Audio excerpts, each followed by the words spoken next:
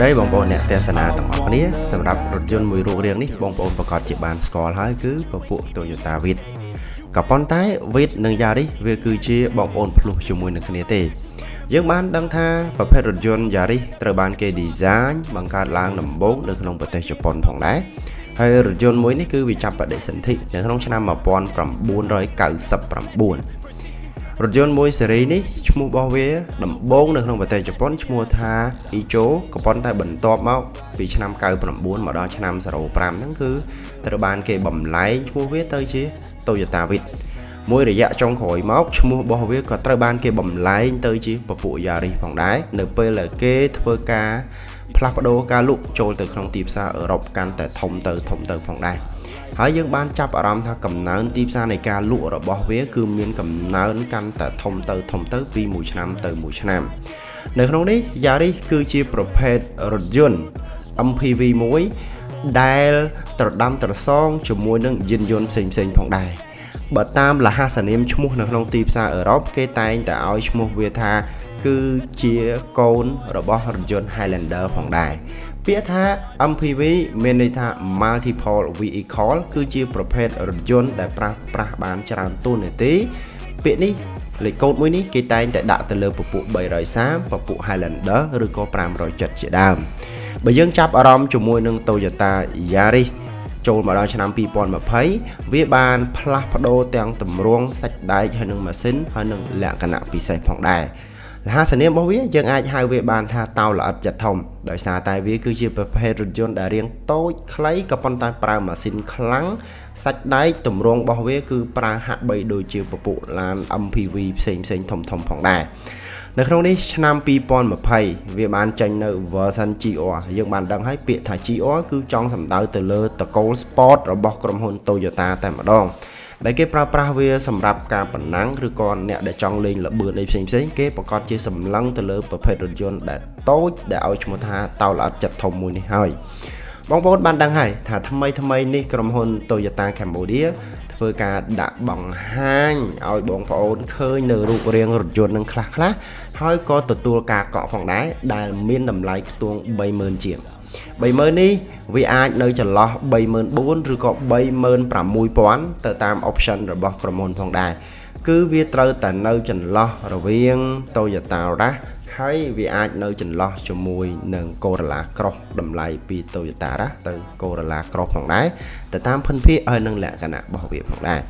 នៅក្នុងនេះយើងចាប់អារម្មណ៍ផងដែរថាសម្រាប់រថយន្តមួយស៊េរីនេះបណ្ដោយរបស់វា 4 ម៉ែត្រ 3 តឹកទទឹងរបស់វា 1 ម៉ែត្រ 7 តឹកកម្ពស់របស់វាមិនសូវខ្ពស់ទេតែ1 ម៉ែត្រ 6 តឹកទេចន្លោះពីកង់មុខទៅកង់ក្រោយគឺ 2 ម៉ែត្រ 6 តឹកបើយើងនិយាយអំពី ratio នៃការបត់មួយជុំរបស់វាគឺចំណាយ 5 ម៉ែត្របាទ5 ម៉ែត្រ 2 តឹកទេគឺអាចបត់មួយជុំបានហើយនៅក្នុងនេះម៉ាស៊ីនរបស់វាគឺមាន2ជម្រើសម៉ាស៊ីនប្រើសាំងសុទ្ធហើយនិងម៉ាស៊ីន hybrid ម៉ាស៊ីន hybrid វាមានទំហំ 1.5 លីត្រដែលអាចផលិតកម្លាំងបានអាចថា79 horsepower ឬក៏89 សេះផងដែរវាប្រើប្រអប់លេខ CVT ដោយពពួកព្រុសឬក៏ពពួកឡាន hybrid ផ្សេងផងដែរគឺជាប្រអប់លេខរមូលជំរើសមួយទៀតគឺពពួកម៉ាស៊ីនសាំងដែលមានម៉ាស៊ីនទំហំ 1.5 ផងដែរក៏ប៉ុន្តែវាអាចផលិតកម្លាំងបាន105សេះហើយនឹងកម្លាំងរមូលរបស់វាគឺ188 Newton meters turbo ផងដែរវាមានជំរើសប្រអប់លេខដល់តែ2យើងអាចប្រើលេខដៃក៏បានផងដែរឬក៏សម្រាប់លេខរមូលជាប្រភេទ CVT ផងដែរនេះជាលក្ខណៈសម្បត្តិខ្លះជាប្រភេទរថយន្តដែលមានគេសាកសួរច្រើនអំពីខ្ញុំផងដែរ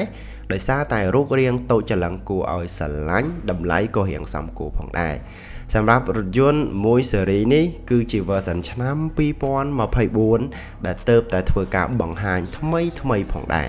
Toyota Yaris សម្រាប់ version ឆ្នាំ2024បងប្អូនបានឃើញហើយរូបរាងរបស់វាការដាក់បង្ហាញនៅក្នុងថ្ងៃទី15ថ្មីនេះនៅក្នុងប្រទេសឥណ្ឌូនេស៊ីនាទីក្រុងចាកាតាផងដែរដែលបានដាក់បង្ហាញរូបរាងថ្មីសន្តានហើយនឹងលក្ខណៈរបស់វាមើលទៅទំនើបហើយនឹងតាក់ទាញផងដែរតាមរយៈរូបភាពហើយនឹងការបរិយាយផ្សេងទាំងអស់នេះបងប្អូនប្រកាសជាទទួលទានជ្រាបហើយ ទោះបីជាយ៉ាងណាខ្ញុំទទួលបាននៅ comment ក៏ដូចជាការសាកសួរជាច្រើនអំពីបងប្អូនថាតើ Yaris យើងគួរប្រើដែរឬទេតើវាស្អាតដែរឬទេពីមុនសម្រាប់អារម្មណ៍ខ្ញុំផ្ទាល់ក៏ស្ទាក់ស្ទើរនៅក្នុងការឆ្លើយថាគួរប្រើឬក៏មិនគួរផងដែរក៏ប៉ុន្តែបើយើងតាមមើលទំនេរឬក៏ទំនេរខ្យល់របស់ក្រុមហ៊ុននៅស្រុកខ្មែរគេបានយកមកលក់ហើយដូច្នោះមិនថាគ្រឿង accessory ការ support ឬក៏លក្ខណៈអីផ្សេងទេវាពិតជាមាននៅស្រុកខ្មែរយើងហើយចាប់ពីពេលនេះទៅអញ្ចឹងសម្រាប់បងប្អូនដែលពួកគាត់ចូលចិត្តនឹងស្រឡាញ់រូបរាងដ៏តូចច្រឡឹងរថយន្តដែលអាច flexible បានគ្រប់កលៈទេសៈតូចហើយខ្ជូតមួយនេះវាពិតជាត្រូវចិត្តហើយចាប់ពីពេលនេះទៅបាទបងប្អូននេះគឺជាលក្ខណៈខ្លះរបស់ Toyota Yaris ដែលនឹងចេញដាក់លក់នៅក្នុងទីផ្សារប្រទេសកម្ពុជាយើងក៏ដូចជារថយន្តដែលល្បីហើយនឹង grow ខ្លាំងនៅក្នុងទីផ្សារអាស៊ីនឹងផងដែរសម្រាប់ option របស់វាគឺមាន option ពពួក hybrid នឹងឯងហើយនឹងតកូល S ហើយនឹងតកូល G អញ្ចឹងយើងមិនដឹងថា option ទាំង3ហ្នឹងនៅក្នុងប្រទេសកម្ពុជាយើងក្រុមហ៊ុននឹងយកមកមួយណាទេបងប្អូនចង់ដឹងអាចតាក់ទងឬក៏ធ្វើការកក់ជាមួយនឹងក្រុមហ៊ុន Toyota Cambodia បានផងដែរ